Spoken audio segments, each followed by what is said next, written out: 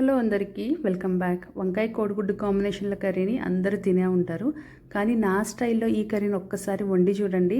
ఇంట్లో అందరూ మిమ్మల్ని పొగడ్తలతో ముంచెత్తుతారు. అంత బాగుంటుంది. చాలా మినిమల్ ఇంగ్రీడియంట్స్, అలాగే చాలా తక్కువ టైంలో అయిపోతుంది అనమాట. నేనుంటే ఈ కర్రీకి మా ఇంట్లో అందరూ చాలా పెద్ద ఫ్యాన్స్ అండి. ఒక పెద్ద ఫ్యాన్ బేసే ఉంది, నిజం. సో ఈ కర్రీని మీరు కూడా ఈరోజే వండేసి ఇంట్లో అందరికీ టేస్ట్ చూపించి వాళ్ళతో మీరు కూడా అప్రిషియేషన్ తీసుకోండి. సో దీనికోసం ముందుగా ఒక కడాయిలో ఒక 2 స్పూన్స్ ఆయిల్ వేసుకుని, కొంచెం పసుపు వేసుకుని, ముందుగా బాయిల్ చేసి పెట్టుకున్న ఎగ్స్కి నాట్లు పెట్టుకోవాలి. కొంచెం పెట్టుకుని వాటిని చక్కగా ఫ్రై చేసుకోవాలి. ఓవర్ అక్కర్లేదు, కొంచెం గోల్డెన్ బ్రౌన్ వస్తే సరిపోతుంది. అలా ఫ్రై చేసుకున్న వాటిని తీసుకుని ఒక ప్లేట్లో పెట్టేసుకోండి. ఎగ్స్ని ఇలా కర్రీ చేస్తున్నప్పుడు కొంచెం లైట్గా ఫ్రై చేసుకుంటే టేస్ట్ అనేది బాగుంటుందన్నమాట.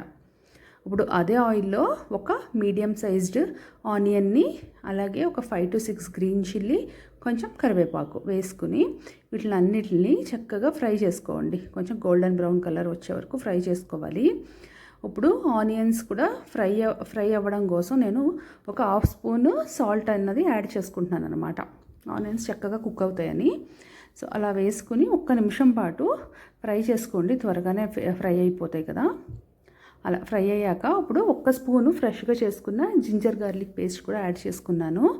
అది కూడా పచ్చి వాసన పోయేంత వరకు చక్కగా అలాగా కలుపుతూ ఫ్రై అనేది చేసుకోవాలన్నమాట. ఇప్పుడు దీంట్లో ముందుగా కట్ చేసి పెట్టుకున్న వంకాయ ముక్కలు, వాటిని సన్నగా పొడుగ్గా కట్ చేసుకున్నాను అనమాట నేను. వాటిని కూడా యాడ్ చేసేసుకుని ఇప్పుడు ఆనియన్స్తో పాటు వాటిని కూడా 1 నిమిషం ఫ్రై అవ్వనివ్వండి. ఆయిల్లో అలా ఫ్రై అయితే టేస్ట్ అనేది బాగుంటుంది. ఇప్పుడు మనకి రుచికి సరిపడా సాల్ట్, అలాగే కొంచెం పసుపు కూడా వేసుకోండి. ఆనియన్స్లో ఆల్రెడీ సాల్ట్ వేసాం కదా, చూసుకుని వేసుకోండి. వేసుకుని వీటిని కూడా చక్కగా కలుపుకోండి. అలా కలిపితే ముక్కలకి ఉప్పు అనేది అంత చక్కగా పడుతుంది. ఇప్పుడు లో ఫ్లేమ్లో పెట్టి 1 నిమిషము లేదా 2 minutes అలా లిడ్ క్లోజ్ చేసి కుక్ అవ్వనివ్వండి. ఆవిరికి మగ్గుతాయి. సో లిడ్ ఓపెన్ చేసి చూస్తే చూసారా, కొంచెం మగ్గాయి కదా. అలా ఒక్కసారి కలిపేసుకోండి. కలిపేసుకున్నప్పుడు దీంట్లో ఫ్రై చేసి పెట్టుకున్నాం కదా, ఆ ఎగ్స్ని కూడా యాడ్ చేసుకుని ఒక 1/2 గ్లాసు లేదా ముక్కలు ములిగేంత వరకు కొంచెం వాటర్ అనేది యాడ్ చేసుకోవాల్సి ఉంటుంది.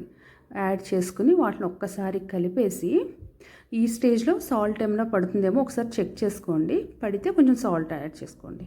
సో లిడ్ క్లోజ్ చేసి ఒక 3 to 4 minutes వదిలేస్తే చూసారా ఎంత చక్కగా కుక్ అయిపోయిందో. పైకి ఆయిల్ అనేది తేరింది, అలాగే కర్రీ కూడా దగ్గర పడిపోయింది.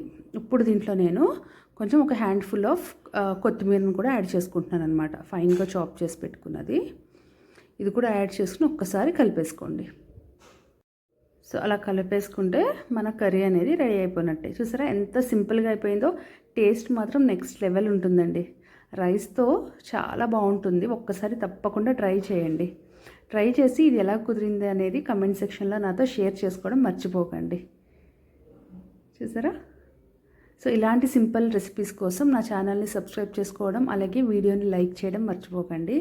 Thank you so much for watching అండి.